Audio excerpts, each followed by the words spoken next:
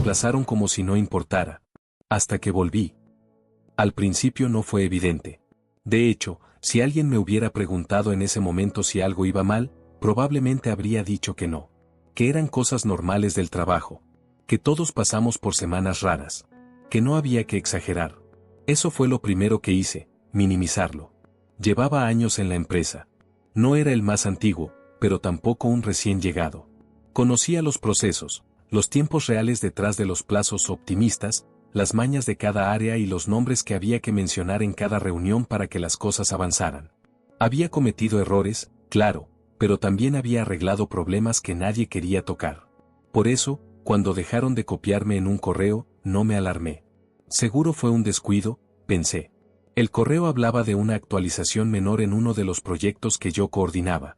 Nada grave. Respondí igual, aporté mi comentario, seguí con mi día. Nadie contestó. Horas después vi que habían tomado una decisión distinta a la que yo había recomendado. No pasa nada, me dije. Total, no siempre se puede decidir todo. Después fue una reunión. Siempre había estado ahí. Era una reunión semanal, casi automática. De esas que ya conoces de memoria. Un lunes abrí el calendario, y no estaba. Revisé la fecha. Revisé la hora. Pensé que quizás se había movido. Nada. Fui igual. Me senté al fondo, como quien no quiere molestar. Nadie dijo nada, pero noté algo raro. Hablaban de temas que yo solía presentar. Cambios que antes pasaban por mí ahora se daban por cerrados sin siquiera mirarme. No era hostilidad. Era algo peor. Indiferencia funcional. Como si mi presencia ya no fuera necesaria para que el engranaje siguiera girando. Con el paso de los días, el patrón se volvió imposible de ignorar. Mis opiniones dejaron de generar discusión. Antes, cuando hablaba, al menos alguien preguntaba algo, disentía, pedía detalles. Ahora asentían rápido y seguían con lo suyo. Empezaron a asignarme tareas pequeñas. Aisladas. De esas que no construyen nada, que no llevan a ningún lado, pero que te mantienen ocupado el tiempo suficiente como para no preguntar qué está pasando. Y entonces llegó Martín. Joven. Seguro. Amable. Demasiado amable. Al principio me cayó bien.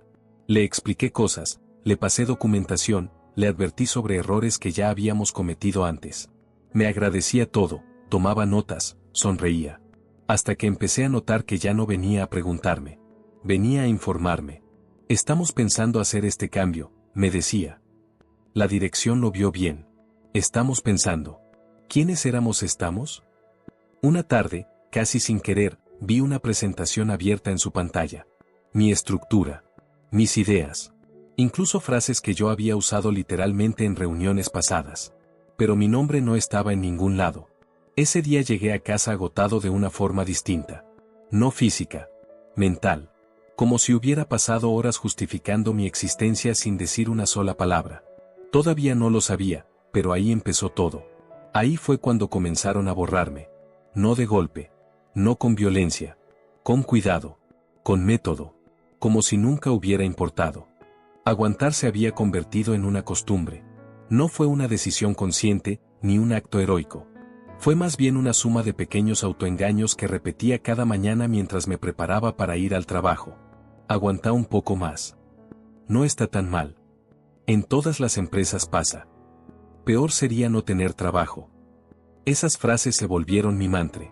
Las repetía mientras me ajustaba la camisa, mientras viajaba apretado en el transporte, mientras saludaba con una sonrisa que ya no sentía. Aguantar parecía razonable. Adulto. Responsable. Respetarme, en cambio, sonaba peligroso. Respetarme implicaba admitir que algo estaba mal. Que no era una percepción exagerada. Que no estaba siendo sensible de más. Implicaba aceptar que el lugar donde había invertido tiempo, energía y lealtad ya no me veía como alguien valioso. Y esa idea dolía demasiado. Cada día encontraba una nueva razón para quedarme. Una más sofisticada que la anterior. Me decía que todavía tenía margen, que podía reconquistar espacios si demostraba resultados, que quizás era solo una etapa de reestructuración. Me prometía que, si seguía cumpliendo, alguien lo notaría.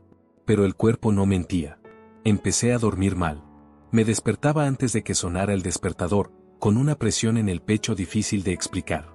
En el trabajo me costaba concentrarme, no porque no supiera qué hacer, sino porque ya no entendía para qué. Las conversaciones cambiaron de tono. Antes hablábamos de futuro, de mejoras, de ideas. Ahora eran intercambios funcionales, casi mecánicos. ¿Podés revisar esto? Ok. Gracias. Nada más. Un día me descubrí dudando antes de hablar en una reunión. Yo, que antes discutía con seguridad, ahora calculaba si valía la pena abrir la boca. No por miedo a estar equivocado, sino por miedo a confirmar algo peor, que a nadie le importara. Ahí empezó la verdadera contradicción. Porque aguantar me mantenía a salvo, en apariencia. Tenía un sueldo, una rutina, una identidad conocida.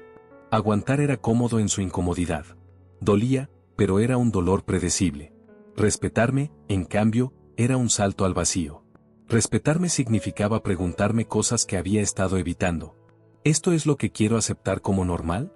¿Así se siente alguien que todavía se valora? ¿Me quedo por convicción, o por miedo? Recuerdo una tarde en particular. Estaba frente a la pantalla, revisando un documento irrelevante por tercera vez.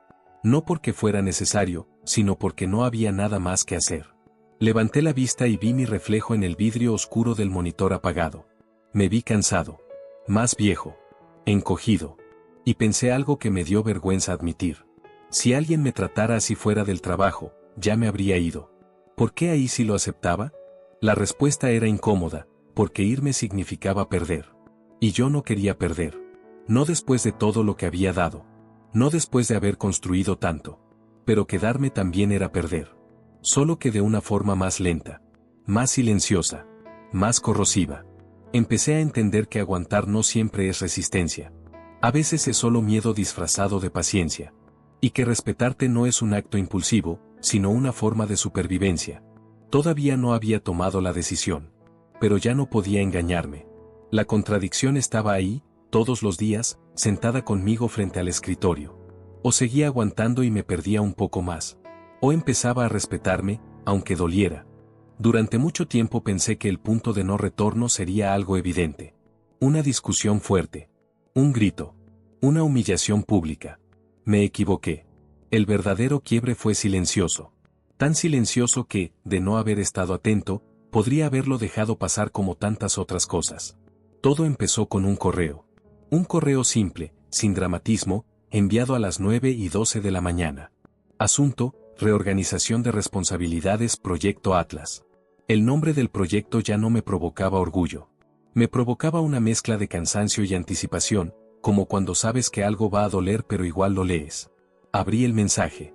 Decía que, a partir de ese momento, el liderazgo del proyecto quedaba oficialmente en manos de Martín. Que se buscaba optimizar flujos, alinear visiones y agilizar la toma de decisiones. Mi rol, según el texto, pasaría a ser de soporte técnico y consultivo. Soporte. Consultivo. Palabras suaves para decir, ya no decidís nada. No se mencionaba mi nombre más que una vez. Al final. Como una nota al pie. Agradecían el trabajo realizado hasta ahora. Hasta ahora. Como si ya estuviera fuera. Me quedé mirando el correo largo rato. No sentí rabia inmediata. Sentí algo peor, una claridad fría. Esa sensación incómoda de cuando todo encaja, incluso lo que no querías entender. Decidí ir a la reunión de ese mismo día. No porque creyera que algo podía cambiar, sino porque necesitaba verlos a la cara. La sala estaba llena. Demasiado llena. Personas que antes no participaban ahora opinaban con seguridad. La presentación ya estaba lista cuando llegué. No me pidieron nada. No me preguntaron nada. Martín hablaba. Seguro. Fluido. Repitiendo conceptos que yo había defendido durante meses, pero sin la historia detrás, sin las cicatrices que habían costado llegar ahí. En un momento, levanté la mano. No para discutir. No para confrontar. Solo para aclarar un punto técnico que estaban pasando por alto. Martín me miró.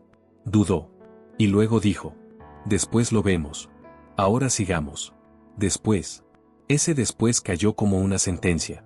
No era falta de tiempo. Era una jerarquía nueva, establecida sin necesidad de explicaciones. Nadie dijo nada. Nadie me miró. La reunión siguió como si yo no existiera. Ahí fue cuando pasó. Sentí algo soltarse dentro de mí. No fue enojo. No fue tristeza. Fue una desconexión limpia. Como cuando se corta un cable y la corriente deja de pasar. Me di cuenta de que, aunque me quedara, ya no estaba. Podía seguir yendo. Podía seguir cumpliendo. Podía seguir aguantando. Pero el vínculo se había roto. Ya no había un nosotros. Solo un ellos y un yo aislado. Salí de la sala antes de que terminara la reunión. Nadie me detuvo. Volví a mi escritorio, miré alrededor y lo vi todo distinto. Las paredes, el ruido, las conversaciones ajenas. Nada me pertenecía ya. En ese momento entendí algo fundamental. No me estaban echando. Me estaban enseñando a irme. Y lo peor no era que me reemplazaran. Lo peor era que esperaban que yo aceptara quedarme en silencio. Ahí se cruzó la línea. Ahí se rompió algo que ya no podía repararse con paciencia, esfuerzo o buena voluntad. Todavía no escribí la renuncia ese día. Todavía no lo dije en voz alta. Pero el punto de no retorno ya había pasado. No escribí la renuncia de inmediato. Eso es algo que me gusta aclarar, porque muchas veces se romantiza la decisión como si fuera un acto impulsivo, casi liberador. No lo fue. Después del punto de no retorno no hubo euforia. Hubo un cansancio espeso, de esos que no se van durmiendo. Los días siguientes me moví en piloto automático. Cumplí horarios. Respondí correos. Asistí a reuniones en las que ya no hablaba. Desde afuera, nadie habría notado nada extraño. Desde adentro, yo ya me había ido. La idea de renunciar empezó como un susurro. Aparecía en momentos inesperados, mientras esperaba que se cargara un archivo, mientras me servía un café aguado, mientras escuchaba a otros discutir decisiones que antes pasaban por mí. No tiene sentido seguir, pensaba. Y enseguida venía la respuesta automática. Espera un poco más. Esa pelea interna fue agotadora. Porque ya no se trataba de si la empresa merecía que me quedara, sino de si yo podía sostener un lugar donde mi presencia era irrelevante. Una tarde me quedé solo en la oficina. Era tarde. Las luces blancas hacían que todo pareciera más frío de lo normal. Abrí un documento en blanco. Lo cerré. Lo volví a abrir.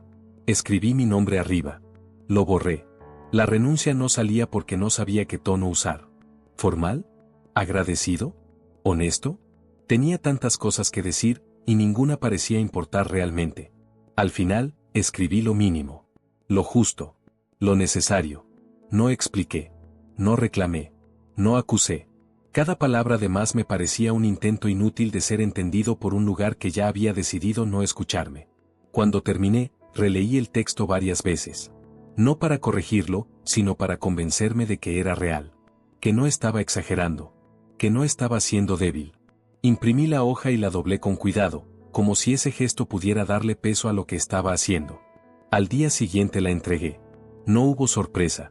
Eso fue lo más revelador. Mi jefe la leyó rápido. Asintió. Dijo algo sobre entender los procesos y desearme lo mejor. Me preguntó si podía quedarme un tiempo más para hacer la transición. Acepté. No por ellos. Por mí.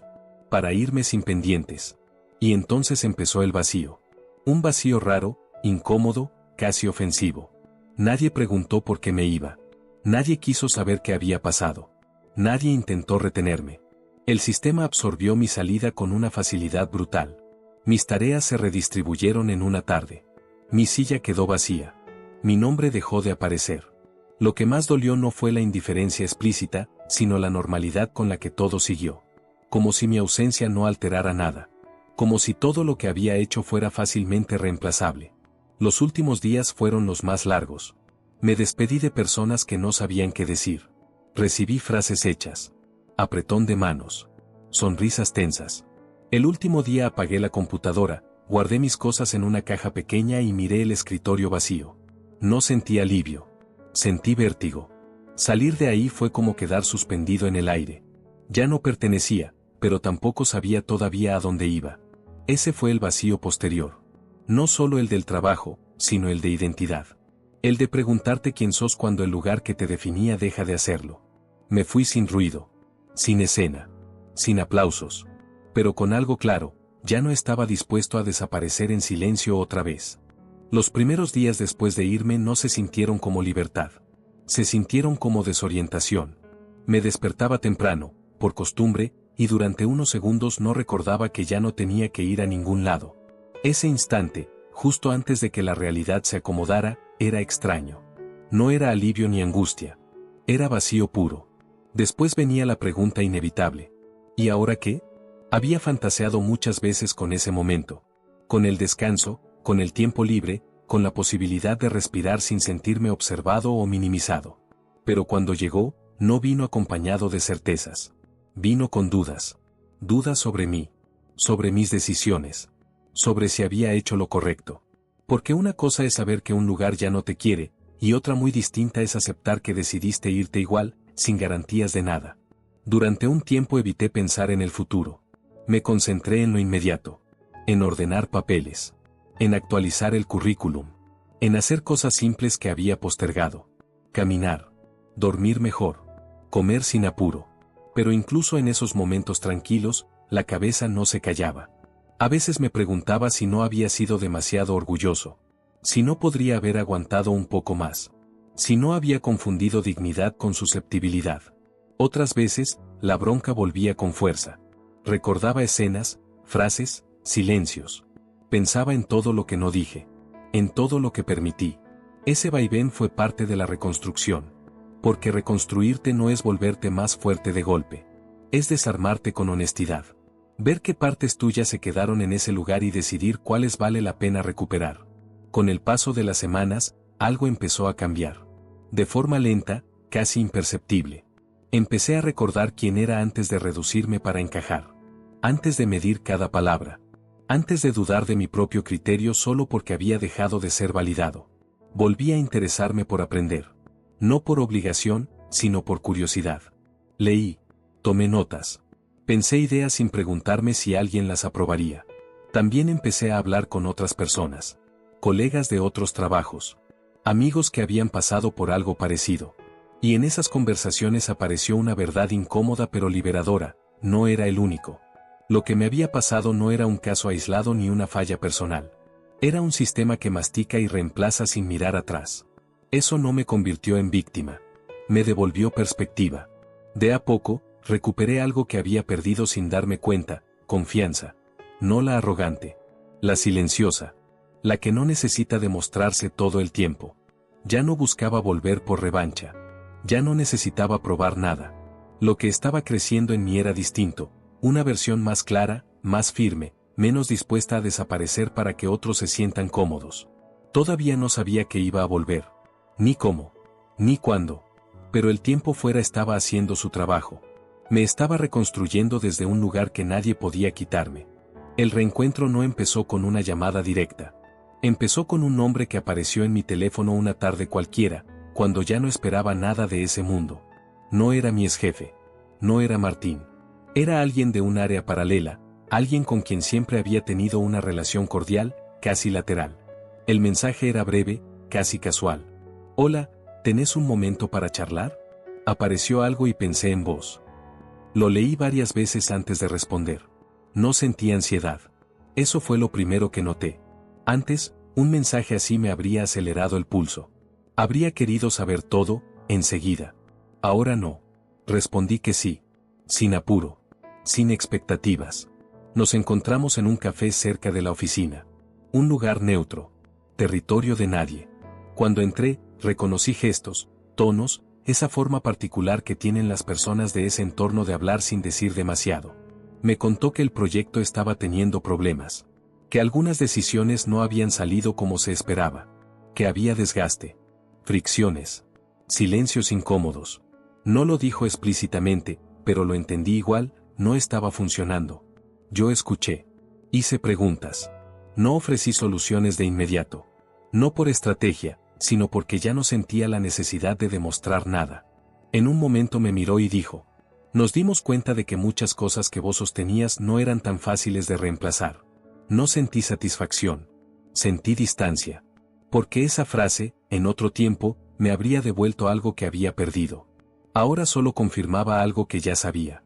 Me preguntó si consideraría volver. No como antes. En otro rol.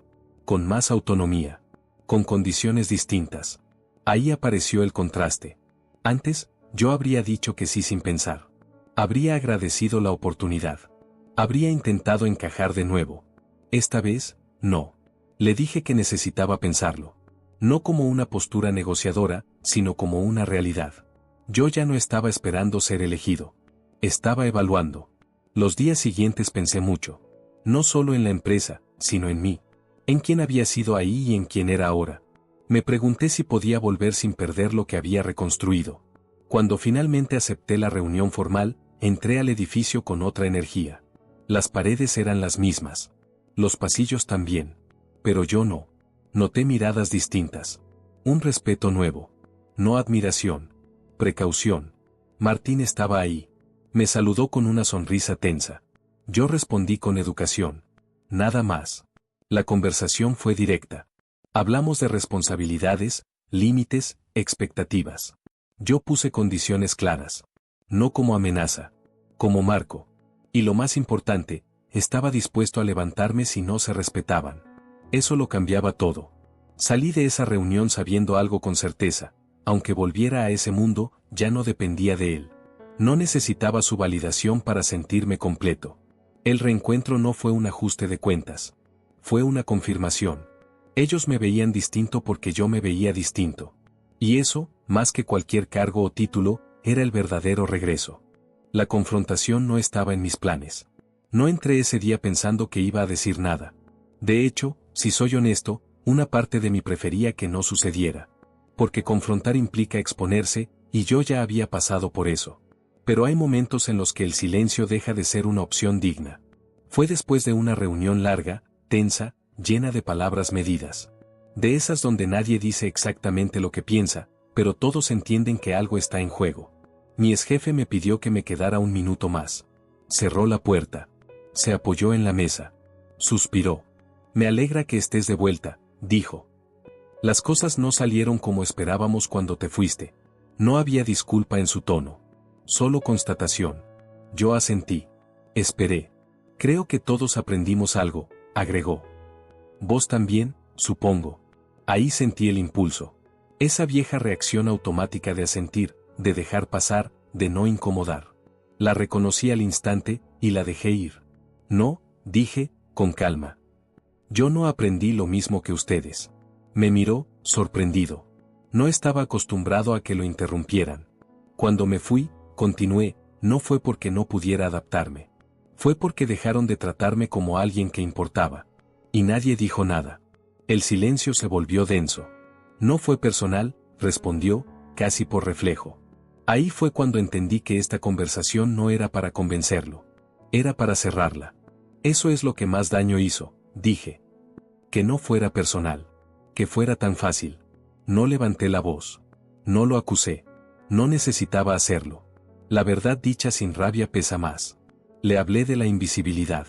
De cómo se siente quedarse en un lugar donde tu aporte ya no cuenta, pero tu presencia sigue siendo útil. De la contradicción entre aguantar y respetarte. De lo solo que es irte sin que nadie pregunte por qué. No buscaba una disculpa. Buscaba poner palabras donde antes solo hubo silencios. Cuando terminé, no hubo defensa. Solo incomodidad. Lamento que te hayas sentido así, dijo finalmente. No era perfecto. No era profundo. Pero era lo único que tenía. Asentí. Yo también lo lamento, respondí. Pero no por lo mismo. Abrí la puerta y salí. No con bronca. Con una liviandad inesperada. Porque la confrontación no fue para ellos. Fue para mí. Para cerrar un ciclo sin fantasmas. Para dejar de ensayar respuestas que ya no necesitaba. Volví a mi escritorio sabiendo que, pasara lo que pasara después, ya no estaba en deuda conmigo mismo. Me habían reemplazado como si no importara. Pero volví, no para que me valoraran, sino porque yo ya sabía cuánto valía.